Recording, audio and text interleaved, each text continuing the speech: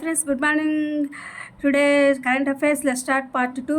కదలరండి, ప్రభుత్వ బడికి ఎన్రోల్మెంట్పై దృష్టి పెట్టిన ప్రభుత్వం విద్యార్థుల సంఖ్య పెంచే బాధ్యత హెచ్ఎంలదే.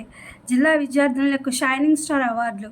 విదేశాలకు బాటలు వేసిన నాటి విద్యా పథకం. కెనడా, ఆస్ట్రేలియా వెళ్లిన ఐటీ నిపుణులుగా స్థిరపడిన యువతతో మాట్లాడిన సీఎం గారు జన్మభూమి గురించి మర్చిపోవద్దని సూచన.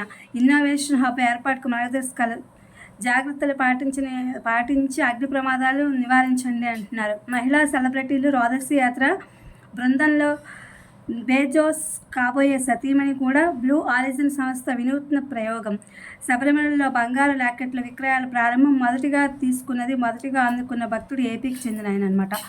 ఆటో ఉత్పత్తులపై సుంకాలకు ట్రంప్ విరామం. వక్ఫ్ బిల్లుపై బెంగాల్లో మళ్లీ ఘర్షణలు. విచారణ జరపకుండా రేషన్ డీలర్షిప్ రద్దు సరికాదు స్పష్టం చేసిన హైకోర్టు ధర్మాసనం.